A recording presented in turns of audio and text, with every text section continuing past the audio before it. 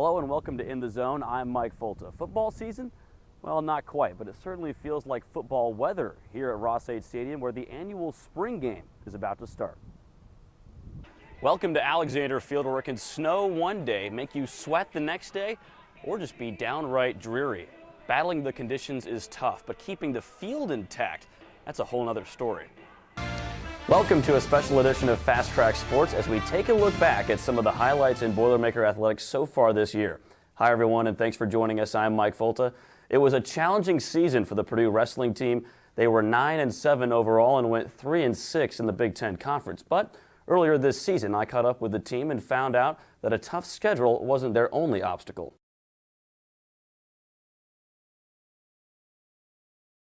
Madison Mallards up ahead 4-1 over the Battle Creek Bombers. Mike Folta with you on 106.7 FM, 1670 AM, The Zone. Doran Turchin has a 2-0 count here in the bottom of the third inning. Tyler Garum from the stretch, third pitch, off speed, swung on and missed by Turchin. The slugger from Illinois was expecting fastball, but fanned on the 81-mile-an-hour changeup on the inside half. 2 balls and 1 strike.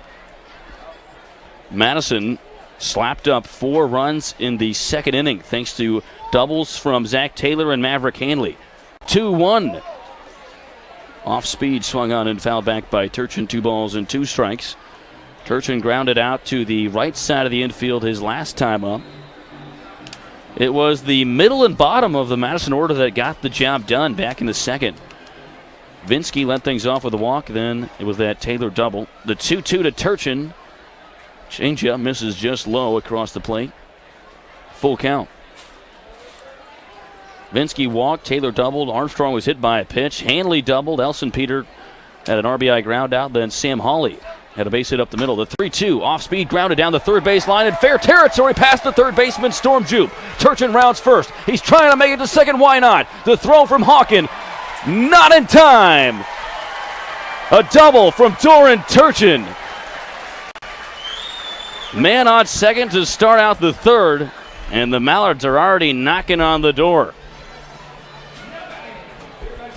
Turchin knocks his 12th double of the year. Ground ball right down the third base line.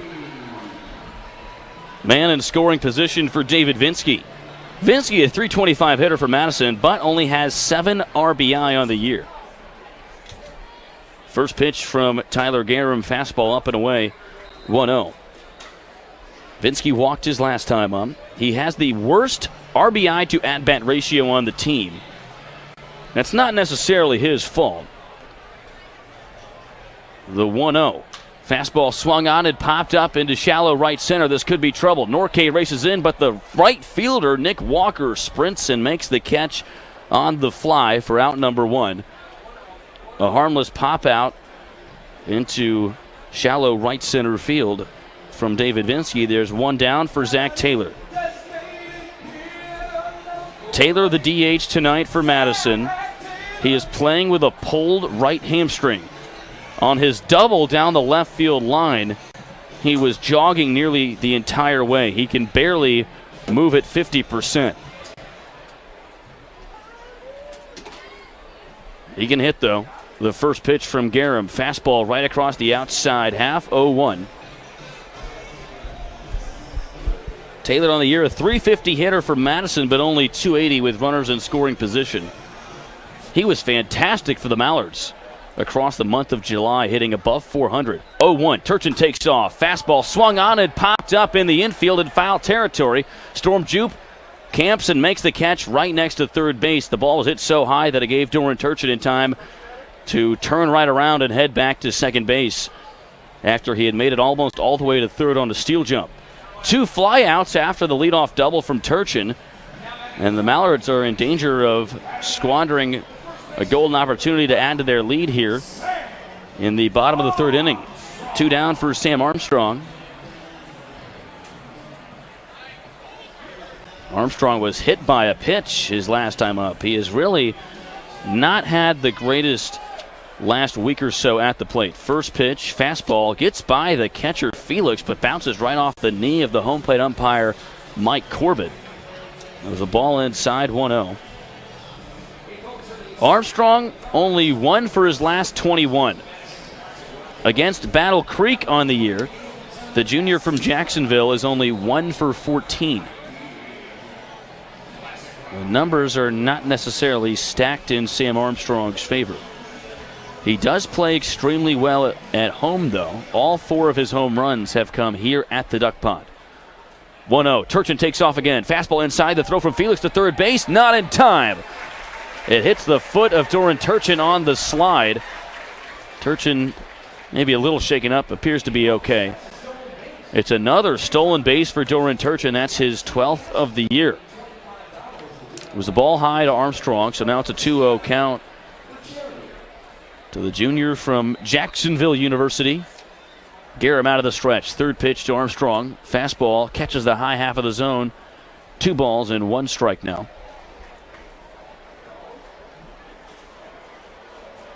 Garham's fastball does not have a whole lot of zip on it. Only comes in around 82 miles an hour. He's topped out at 83. The 2-1 to Armstrong. Curveball gets through the legs of Felix. Bounces back. Turchin comes in to score. Felix had a play at Turchin. A ball bounced right off the backstop, but Felix couldn't flip it to his pitcher who was covering home in time. Turchin steps on plate for the 5th run of the day for Madison, 5-1. Mallards steal a run after a curveball snuck right underneath Justin Felix, right through the 5-hole. The 3-1 to Armstrong. Off speed, swung on and missed. So full count now. Armstrong had a strong year with Jacksonville this past spring in school ball. Hit .268, 10 home runs, 11 doubles. A lot of power on that lefty box. 3-2 from Garham. Fastball swung on and missed. Armstrong can't connect with the 82-mile-an-hour fastball up in the zone near the hands. The strikeout ends the bottom of the 3rd, but Madison tacks on another run. They lead 5-1 when we come back for the Bomber half of the 4th inning here on 106.7 FM, 1670 AM, The Zone.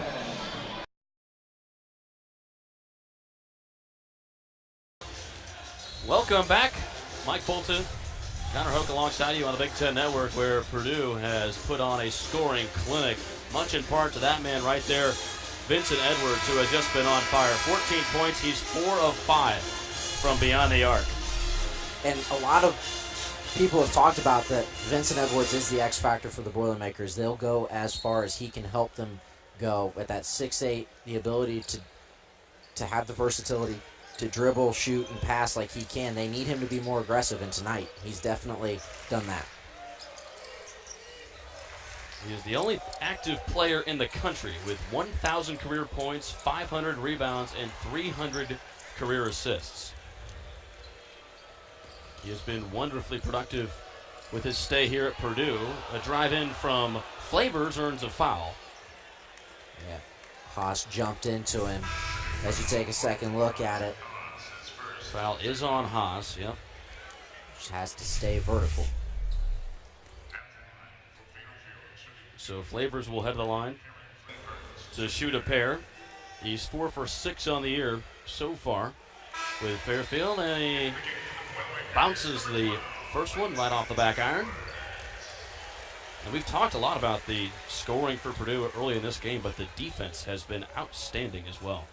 Yeah, the Boilermakers was one of the big questions also coming into the year is how would Purdue fare on the perimeter defensively, losing Caleb Swanigan, who was able to do a lot of things on the defensive end for them. But they've been able to answer well.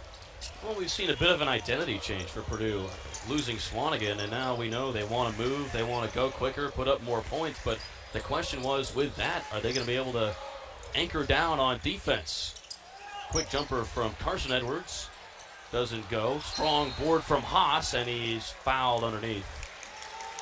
And like you were talking about with the loss of Caleb Swanigan, I know it sounds ridiculous to say this team is harder to guard on offense than they were without their all-consensus first-team All-American. As you take a second look at the foul here that's going to have the Boilermakers inbounding. But they really are, because now you've got 5 guys on the floor, and everybody can do something a little different. A strong finish from Isaac Haas, right over Kasababu. And he earns a trip to the foul line as well. And Isaac Haas has been somebody who's really benefited from this change in the identity. He's now, obviously with Matt Harms as well, but Purdue's only playing one big guy on the floor at one time now. And so he's allowed to work in the post by himself. Vincent Edwards has shown that he can do it a little bit, but he's playing on the perimeter mostly. Well, I think me and you were talking earlier that Haas maybe had the quietest 20-point night that anyone's ever seen against Marquette earlier this past week. Isaac Haas is a player who, in a one-on-one matchup, there's nobody in the country that can guard him. Nice jumper off the wing from Farron Flavors. As Fairfield finally able to convert on a field goal. Step back for Vincent. Converts. It's almost automatic. That was no offensive scheme. That was just Vincent Edwards going to town. And we've seen Fairfield throw a couple different defenders at him. It just has not mattered.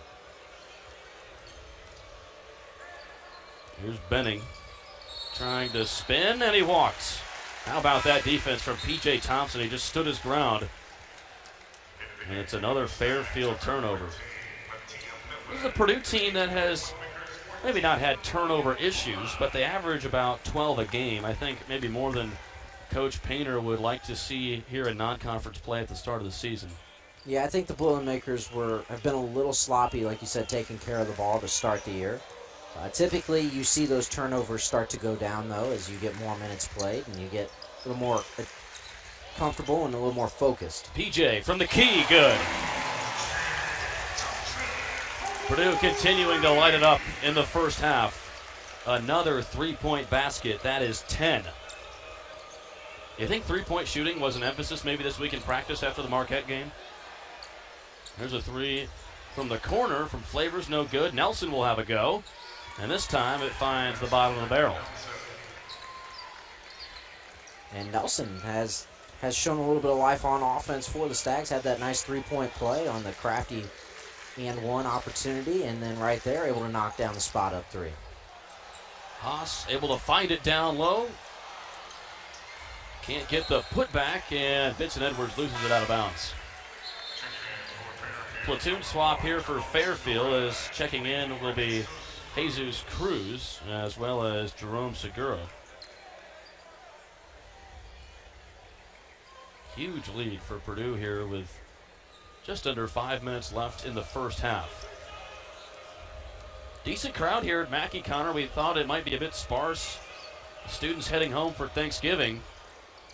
But it's a decent Purdue contingent that's come out to watch their boys in non-conference play. Yeah, I know that leading up to the game today, that the athletic department was talking about it was going to be a near sellout, and just as I quickly gaze around at Mackey Arena, that seems to be about the case. The Boilermaker faithful out here excited to represent and watch the Boilermakers, and of course they're happy about the three-point barrage we've seen early. So here's the freshman Kevin Singer-Peterson, and he misses the first free throw. It's only his second free throw of the season so far. Hasn't played hardly at all for Fairfield, but he's being forced into action probably because of his 6'6" frame. And he misses both. Edwards the rebound. There's Carson. He's got that quick trigger, but he'll give it up.